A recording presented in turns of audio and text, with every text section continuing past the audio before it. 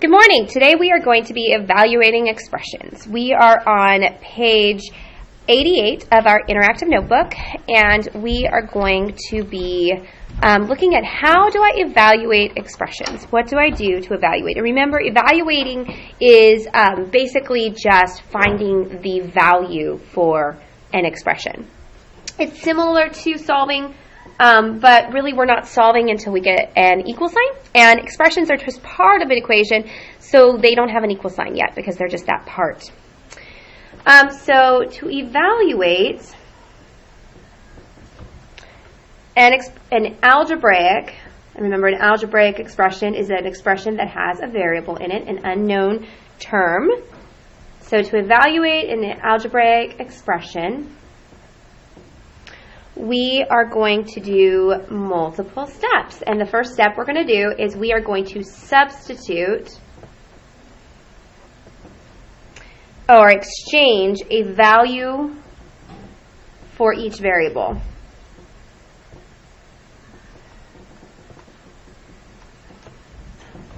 So meaning we're going to look at what does the variable x mean, or what is it? Its value. What is the variable y's value? When we're looking at our expression, if there's variables, what are their values? And can we plug in real numbers for those values? Once we've done that, then the next step that we're going to do is we are going to simplify the resulting numerical expression. To simplify the resulting numeric expression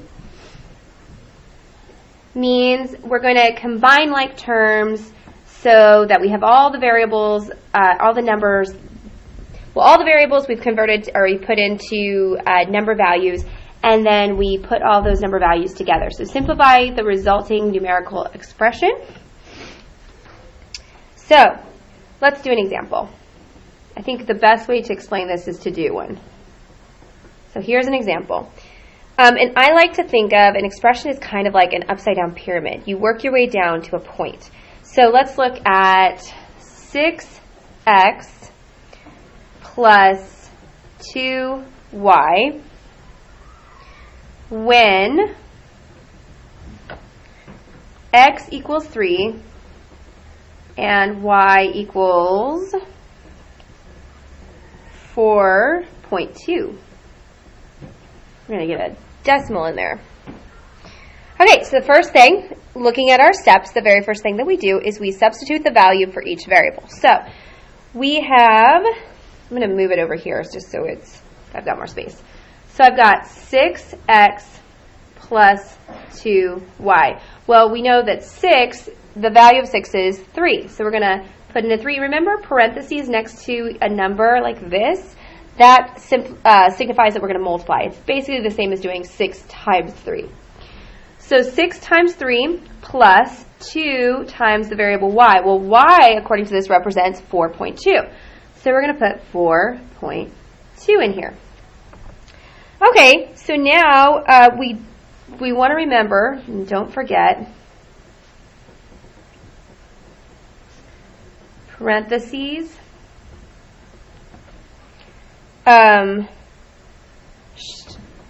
show multiplication when next to a number or variable, truly.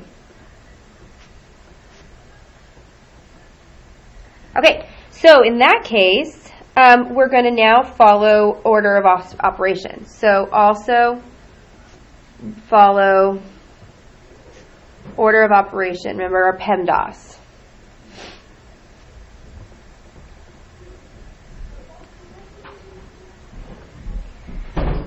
So we're going to have 6 times 3 plus 2 times 4.2. So 6 times 3 is going to be 18 plus, because remember we do our multiplication first, 2 times 4 times, or 4.2, well 4.2 times 2 is 2 times 4, which is 8. 2 times 2, which is 4. So now I've got to add 18 plus 8.4 is going to be 26.4. And I'm going to box my answers. Now notice I went from big down to little. It's like an upside down pyramid, like I said. All right, let's do one more. On this one, I'm going to have x to the square, or x squared plus 3 squared plus This is Mazda. Please call 2 at 201. when, excuse that, sorry about that, x equals 4.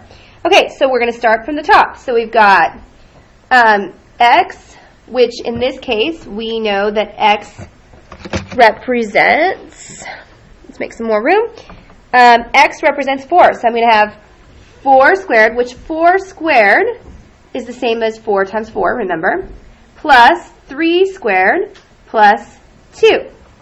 Okay, so now we're going to start solving. Well, 4 squared is 4 times 4 plus 3 squared, which is 3 times 3 plus 2. So let's solve that. 4 times 4 is 16 plus, remember I'm going in order of operations. I did exponents. Now I'm doing our multiplication. I will do our addition. 3 times 3 is 9 plus 2. Now let's add those all up. I'm going to get 16 plus 9, which is 25, plus 2, which is 27.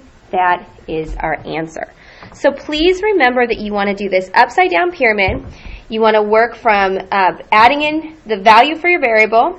Then you're going to go in order of operations, parentheses, exponents, multiplication or division, subtraction or addition, and work your way down and box your answers.